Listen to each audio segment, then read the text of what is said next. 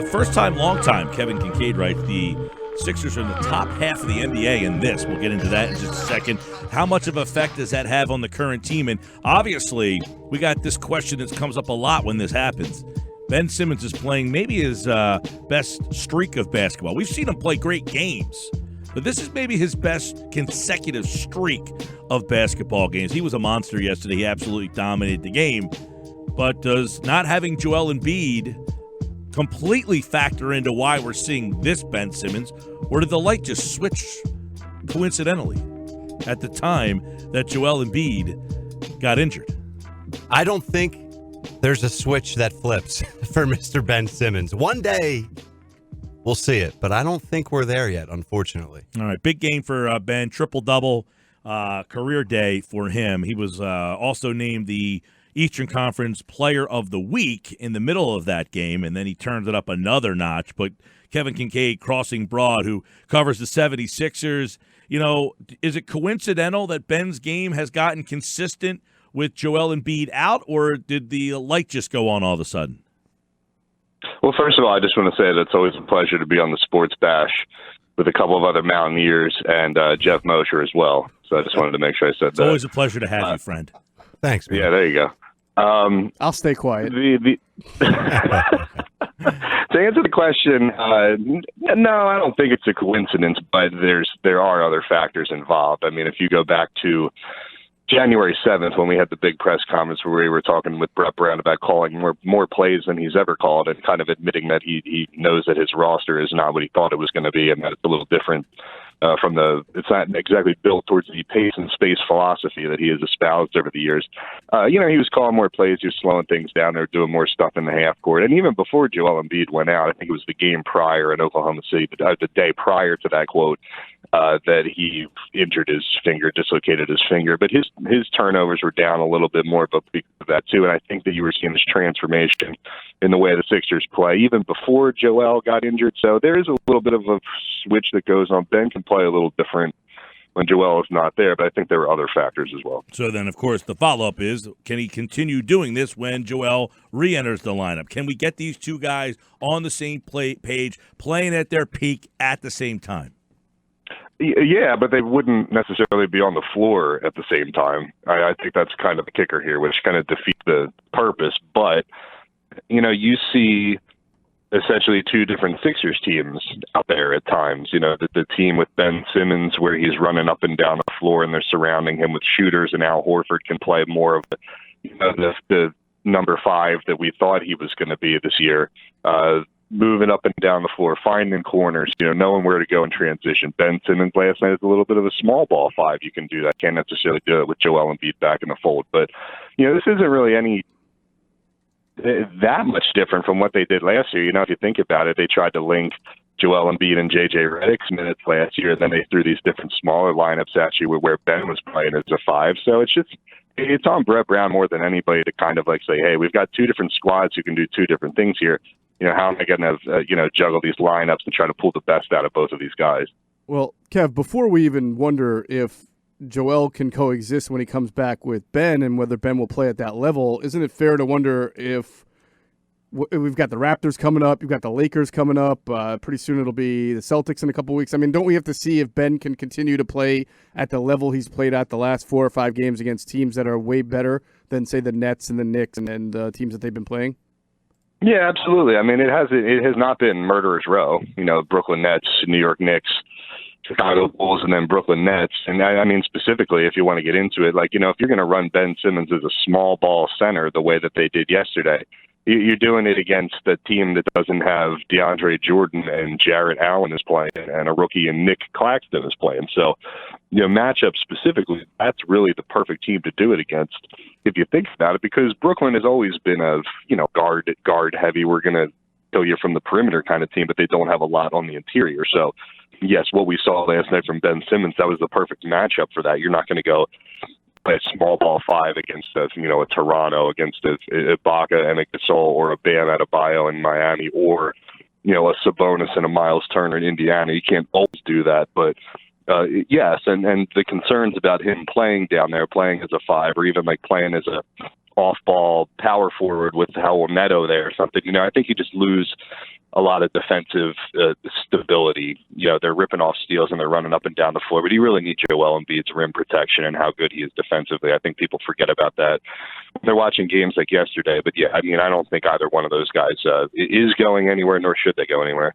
Why Neto lately over Burke? When it seems like this team could really use another guy who can put the ball on the floor and make something happen and then also score. Why Neto over Burke? Yeah, Brett Brown says that he just doesn't like to have guys rotting on the bench. I think that's the exact word that he uses. He doesn't like to have guys sitting there for longer than they have to be, which is okay. But, if you have one guy who's clearly doing more than the other guy or clearly offers a skill set that you need, then it's okay to let dudes sit on the bench. I don't think anybody would have been worried about who's a bad Eagles tie. I don't think anybody would have been worried about Matt Hollins rotting on the bench, for example. Sadly, he wasn't. Yeah, well, maybe that was the problem. But the point being, it's not JV 8th grade basketball where you got to worry about playing everybody. You play the guys that as Herm Edwards once said, you play to win the game. And yeah, to your point, Moshe, it's like Trey Burke can drive a little bit. He can penetrate a little bit more with the ball. I think they see Neto as more of like a facilitator who can kind of run plays for them and play more within the system and more within control. So, I don't know. I would like to see more of Trey Burke personally, but yeah, I think the reason they went with Neto last night specifically is because they're running they're rolling Ben a little bit. They're running him as a screener a little bit. I think they just felt like Neto would be a better facilitator than Trey Burke if they were going to play it that way. Kev, what's your thoughts on Matisse Thybulle, or Matisse Leonard, or Kawhi Thybulle, as I like to call him? He's been absolutely unbelievable. He's 7-0, he's not 7-0. The Sixers are 7-0 when he starts, and you just feel like Ben loves to play alongside with him, and he just brings that spark, as Mosher likes to say about him as well. So, do you think he will officially be in the starting lineup eventually, or do you like him coming off the bench more? And what are your thoughts about the kid? I mean, doesn't it go back to what we all said that this team was going to be at the beginning of the year? I mean, we said even, off season before we saw them play, like looking at it on paper, we're like, well, there's going to be some rough patches here. But, what they have here, they're going to be able to win games just with effort alone on defense. If they show up and play defensively every night, they'll win games when they're otherwise not shooting well. And for him to shoot, I think he shot like 1 for 7 yesterday. He didn't even, I think he was like 0 for 5 from 3. And yet, they lose if they don't have him. Right. Yeah. I mean, it's crazy. It's crazy to think, isn't it? When you look at it that way, when you parse it that way, but it raises the level of the game of everybody around him. And, these steals that he's ripping off, these energy plays, it's like, Brett calls them spirit plays where you can't really quantify them, but they give you something tangible in the energy department. It's indispensable right now. All right. You mentioned Trey Burke and Neto. They're the two guys running right now. But would Derrick Rose be a fit to replace both of those guys and kind of run that second unit? Do you like that idea of the rumors we're hearing about that? Yeah, it's interesting because Rose is a guy who he's not a great shooter, but he can probably get to the rack better than anybody on this team. Outside of Ben Simmons, if you want to include him, but you're gonna want to get him in with the starters, and so I'd be interested from a lineup standpoint with him. If you're gonna make him the 6th guy, and you're gonna give him the ball. I mean, Ben Simmons is already playing like 41 minutes a game in the regular season, and there really haven't been a lot of backup ball handler minutes to hand out as it is. I mean, Neto and Burke are playing like 6, 7, 8, 9, maybe minutes a game. So you're not going to bring Derrick Rose here to play 9 minutes a game. And then when you get towards the playoffs, Ben's going to be playing like 43, 44 at times. So to me, it has to make sense. They have to have a plan with who they want to pair together. Do they want to play Ben as a power forward, Horford at a 5, and then let Rose handle the ball and do some lineups that way? Because I don't know how he fits with Embiid versus Simmons. It just seems like he's going to be a particularly higher usage guy for a bench player. So I want to see how it would work out that way. He's not like a great shooter, but he can score for you. So I would need to hear what the plan is for them with the lineups, because it doesn't seem like a perfect fit to me on paper. Are you a fan of Rocco fitting in? I mean, do you think that that's a good fit? Absolutely not. Absolutely not. Because we just talked about Thybulle. Thybulle's the same exact player that Robert Covington is. 3 and D. I mean, he's a little smaller. He can play the 2 instead of the 3. I mean, he's not a 6'9" swing man. But Robert Covington is just a catch and shoot 3-point guy. He can't drive to the rim either. He doesn't have much of a handle. He can't finish at the rim. And Covington was a streaky shooter too. I mean, he was always a great defender when he was here. I think he was always such a polarizing player because of the nature of the process. Like the Hinkie people loved him because, like, hey, we developed this guy. The process we can justify it now. And then anti-Hinkie people who were like older and didn't really agree with the process are like, well, he's not as good as all the process people say he is. But he was a stable player. I just don't think he gives them what they need right now, which is somebody to kind of create in the half court, be an off-ball complement to Ben Simmons. I mean, unless you can somehow move Horford at the same time and have Tobias go down to the 4 and play Covington at the 3 and then run like Ben Simmons, Josh Richardson, Robert Covington, Tobias Harris, and Joel Embiid. You could do it that way, but it seems like a stretch that they'll be able to bring Covington back and get rid of Horford at the same time. I disagree slightly, and I'm not like begging for Rocco to come back at all by any stretch of the imagination. But for example, if the Sixers traded Zaire and possibly Mike Scott and Ennis and a pick, I mean, it sounds like a lot, but if they're going for it now, I think Covington's going to give you the same production that both Mike Scott and James Ennis are giving you combined. And I think that's a fair point. I think that's a fair point. Yeah. Yeah. And because listen, if you sorry, I didn't mean to cut you off.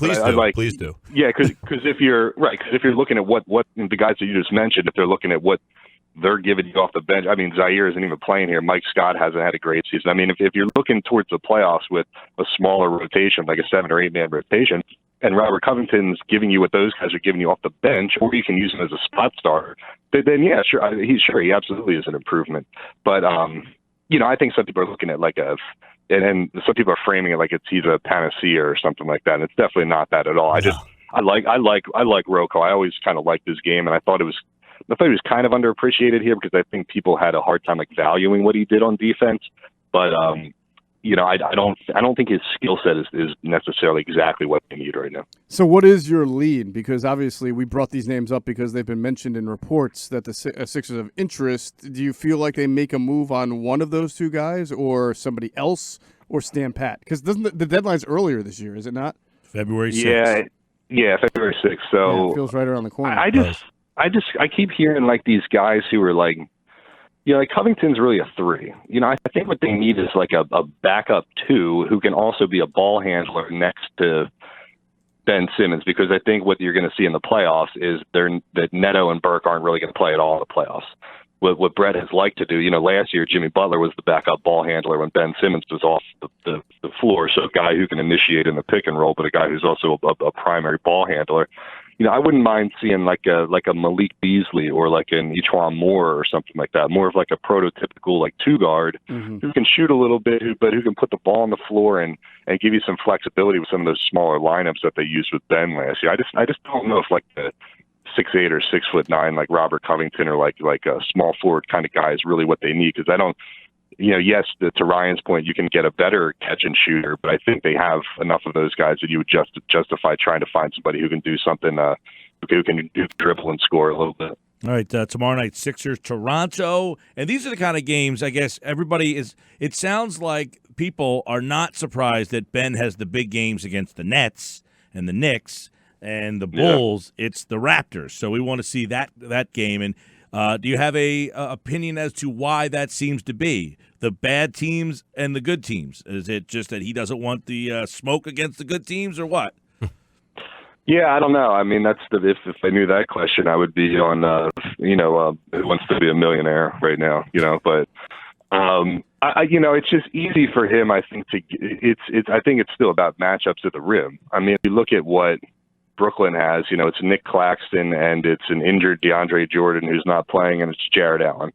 And then if you look at the Chicago Bulls, Luke Cornett isn't giving him too much resistance, But when you look at the top half of the Eastern Conference, Giannis, Bam Adebayo, Miles Turner, Sabonis, Ibaka, and Gasol. I mean, they're harder.